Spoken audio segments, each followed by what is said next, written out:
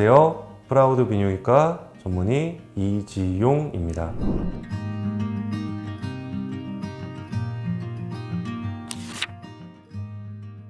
전립선 비대증이 생기는 원인은 아직 명확하게 밝혀지지 않았습니다.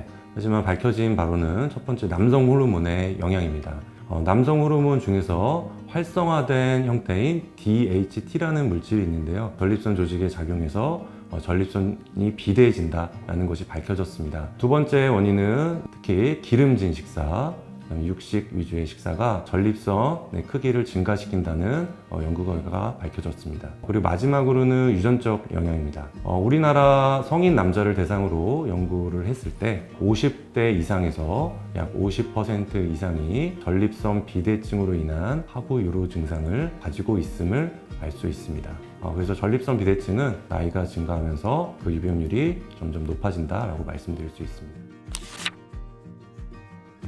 전립선이 커지게 되면 이 전립선부 요도, 이 길이 좁아지게 됩니다.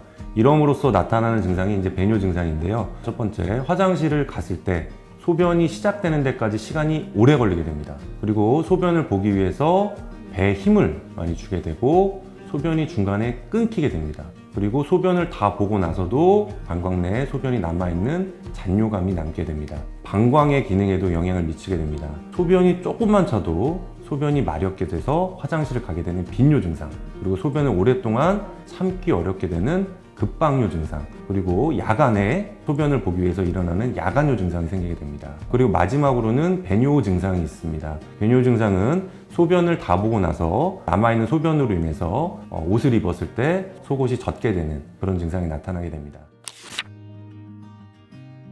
전립선 비대증으로 인해서 소변 배출이 원활하지 못하게 되면 그 소변으로 인한 요로 감염 위험성이 높아지게 되고 방광이나 신장, 요관에 결석이 발생될 위험성이 높아지게 됩니다.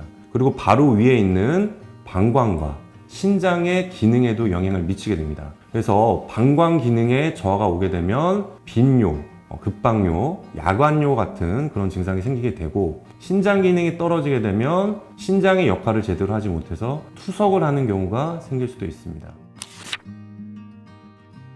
전립선 주변에는 요도 관략근이 있습니다. 그리고 요도 관략근 주변에 배뇨와 관련한 골반 근육들이 있습니다. 그래서 날씨가 추워지게 되면 요도 관략근과 골반 근육이 수축이 되면서 배뇨 증상이 더 악화가 됩니다. 그래서 겨울철이 되면 병원에 내원하는 환자 수가 더 늘어나게 됩니다. 전립선 비대증을 진단하기 위해서는 첫 번째, 소변 검사를 하게 됩니다. 소변에 동반된 염증이 있는지를 확인합니다. 그리고 요속 검사를 하게 됩니다. 소변을 얼마만큼의 양을 배출하는지, 그리고 소변이 나가는 속도가 얼마만큼 되는지, 그 다음에 소변을 보고 나서 잔유량이 얼마만큼 남았는지를 확인하게 됩니다. 그 다음 이제 혈액 검사를 하게 됩니다. 전립선에 동반되어 있는 암이 있는지 여부를 확인하게 되고, 신장 기능에 저하가 동반되어 있는지 여부를 확인합니다. 그리고 경직장 초음파 검사를 진행합니다. 전립선이라는 장기가 직장 바로 앞에 위치하고 있기 때문에 격직장 초음파를 통해서 전립선을 확인하게 되면 전립선을 보다 더 정확하게 측정할 수 있습니다. 전립선의 크기를 측정하고, 전립선이 커져서 방광을 밀어 올리고 있는지, 전립선의 조직이 방광 위로 돌출되어 있는지 같은 전립선의 모양까지 확인할 수 있습니다. 그리고 마지막으로 확인하는 게 요도 방광 내시경입니다. 요도에 협착이 있는지, 방광 내에 결석이나 종양이 있는지, 그리고 전립선부 요도가 얼마만큼 좁아져 있는지 여부를 확인하게 됩니다. 전립선 비대증의 치료 방법은 크게 두 가지로 나눠볼 수 있습니다. 첫 번째는 약물 치료입니다. 약물 치료는 크게 두 가지가 있는데요. 첫 번째는 알파 차단제라는 약물입니다. 알파 차단제를 복용하게 되면 전립선부 요도의 길을 넓혀주는 효과를 줍니다. 그래서 배뇨를 원활하게 해주는 효과를 주겠죠. 그다음 두 번째 약물은 5알파 환원 효소 억제제라는 약물입니다. 남성 호르몬의 활성화된 형태인 DHT라는 물질의 농도를 낮춰줌으로써 전립선의 크기를 최대 20% 정도 줄이는 효과를 줄 수 있습니다. 그런데 이제 약물 치료를 하고 나서 효과가 부족하거나 또는 약물에 의한 부작용이 있을 경우에는 이제 수술적 치료로 넘어가게 됩니다. 수술적 치료는 크게 두 가지 방법이 있는데요. 첫 번째는 전립선 절제술입니다. 비대해져 있는 전립선을 절제해 줌으로써 전립선부 요도기를 확보하는 효과를 주는 수술적 방법이고, 두 번째 방법은 전립선 결찰술이라는 겁니다. 네, 그래서 유로리프트라는 전립선 결찰술은 이 전립선 결찰기 내에 결찰사가 들어가 있습니다. 그래서 이 전립선 결찰기가 요도를 통해서 전립선부 내부로 들어가게 됩니다. 비대해져 있는 전립선 조직을 묶어주게 됩니다. 전후를 비교하게 되면 전립선부 요도가 많이 좁아져 있는 모습을 확인할 수 있고, 전립선 결찰술을 하게 되면 전립선 조직이 묶이기 때문에 전립선부 요도가 넓어지는 효과를 주게 됩니다. 2015년도에 국내에 도입이 되었습니다. 그래서 현재 많이 시행되고 있는데요. 그래서 말씀드린 바와 같이 비대해져 있는 전립선 조직을 묶어줍니다. 그래서 전립선부 요도를 확보해주기 때문에 소변 보는 거를 개선하는 효과를 주게 되겠죠. 200명의 환자를 대상으로 유로리프트를 시행하고 5년이 지났을 때 연구 결과가 최근에 발표가 되었습니다. 이 전립선 증상 점수표가 한 달 정도가 지났을 때 수술 전에 비해서 최대로 향상된 결과를 보였고, 이 결과는 5년이 지났을 때도 꾸준하게 향상된 결과를 보였습니다. 그리고 증상 개선을 가장 많이 느끼는 그 결과가 최대 요속입니다. 소변의 세기가 얼마만큼 세게 나가느냐, 이것도 비슷한 결과입니다. 한 달 정도가 지났을 때 수술 전에 비해서 약 50% 이상 향상된 결과를 보였고, 60개월이 지났을 때도 꾸준하게 향상되는 결과를 보였습니다. 30명의 한국인 대상으로 한 연구 결과이고, 이 환자들을 1년간 추적 관찰을 하였을 때 보면, 첫 번째 1주가 되었을 때부터 증상 점수가 많이 호전되었습니다. 그 결과가 1년간 유지가 되었습니다. 두 번째는 최대 요속, 세 번째는 이제 삶의 질 점수, 그 다음 이제 마지막으로는 이제 발기능과 관련한 점수입니다. 1년이 지났을 때도 똑같은 발기능을 유지했다. 효과적으로도 오랫동안 유지가 되고 성기능과 같은 부작용이 없는 안전한 시술 방법이다 라고 말씀드릴 수 있습니다.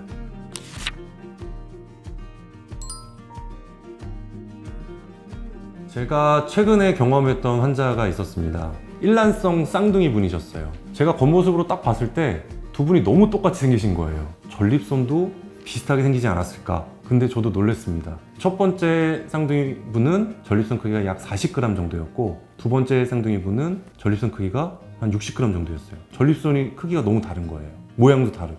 그렇기 때문에 두 분이 받았던 치료 방법이 달랐습니다. 그래서 전립선 비대증이 있는 모든 분이 유로리프트 시술을 받을 수 있는 것은 아닙니다. 전립선 결찰술, 유로리프트라는 시술 자체는 발달되어 있는 전립선의 양측엽을 묶어주는 겁니다. 그렇기 때문에 전립선이 너무 커져 있거나 전립선이 방광 위로 많이 올라가게 되면 유로리프트 시술을 했을 때 전립선부 요도를 확보하는데 제한점이 있어요. 그런 한계점을 보완하기 위해서 저희 병원에 시행하는 시술 방법이 하이브리드 시술이라는 것입니다. 비대해져 있는 전립선의 양쪽은 전립선 결찰술, 유로립을 통해서 묶어줍니다. 너무 커져서 전립선이 방광 위로 돌출되어 있거나 전립선의 중엽이 위로 올라와 있는 경우는 기와술이라는 방법을 통해서 전립선 조직을 다듬어 줍니다.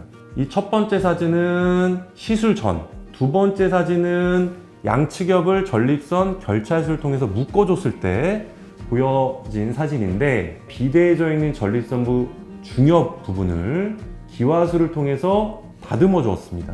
훨씬 더 넓어진 전립선부 요도를 확보할 수 있게 되었죠.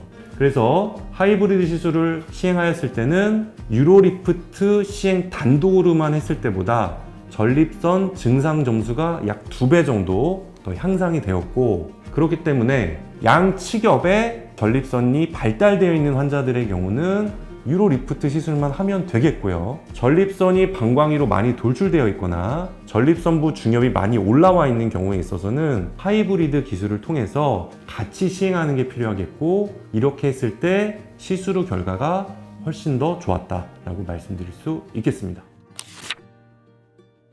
전립선 결찰술을 하기 위해 사용되는 이 전립선 결찰사라는 거는 티타늄이라는 합금으로 되어 있는 금속이기 때문에 이게 몸속으로 들어간다고 노가 없어지는 게 아닙니다. 이 물질 자체는 영구적으로 유지가 되죠. 하지만 전립선이라는 조직 자체는 커집니다. 그렇기 때문에 시술 후에 재발 가능성은 있습니다. 그래서 저희가 5년 정도 추적 관찰을 했을 때 약 5년 정도가 지나고 나면 유로리프트를 시행받으신 분의 약 5에서 10% 정도는 재시술을 받으실 수 있습니다 라고 말씀을 드립니다. 근데 이 정도의 확률은 레이저를 이용한 전립선을 절제받은 환자들과 비교해도 이 재시술 가능성은 큰 차이는 없어요. 최근 2011년도에 미국에서 나온 치료 가이드라인입니다. 그래서 전립선 비대증 관련한 하부유로 증상이 있을 경우에는 관련한 검사를 해야 되겠죠. 그래서 전립선 비대증으로 진단이 되게 되면 어떤 잘못된 생활 습관이 있는지 그런 걸 찾아서 고쳐주고 그 다음에 약물 치료를 시작하게 됩니다. 근데 약물 치료를 하시는 분들의 약 20에서 30% 정도는 약물의 부작용, 약의 효과 부족으로 인해서 수술적 치료로 넘어가게 됩니다. 수술적 치료는 지금까지 가장 많이 했던 방법은 이제 레이저를 이용한 전립선 절제술입니다. 약 5%에서는 요실금이 생길 수 있고 약 10%에서는 발기부전이 생길 수 있습니다. 그리고 70% 이상은 역사정이 생기게 됩니다. 이런 부작용의 위험성이 있기 때문에 수술적 치료가 대상이 되는 모든 환자를 레이저를 이용한 전립선 절제술을 할 필요가 없습니다. 그래서 이 표와 같이 전립선 크기가 80g 이하이거나 성기능에 대한 관심이 많으신 분들은 유로리프트라는 시술을 첫 번째 수술적 치료 방법으로 고려를 하시는 게 좋겠다라고 말씀드릴 수 있겠습니다. 그래서 전립선 질환을 예방하기 위해서는 규칙적인 유산소 운동을 하는 게 도움이 되겠습니다. 그리고 육류 위주의 식사 또는 기름진 식사, 이와 같은 서구식 식생활을 좀 피해 주시고 채식 위주의 식사를 하는 게 도움이 되겠습니다. 그리고 이제 오래 앉아 있는 경우에 있어서는 전립선 조직의 혈류에 방해를 받게 됩니다. 그럼으로써 전립선 질환이 많이 생길 수가 있기 때문에 장기간 오래 앉아 있는 생활 습관은 피해 주시는 것이 좋겠습니다.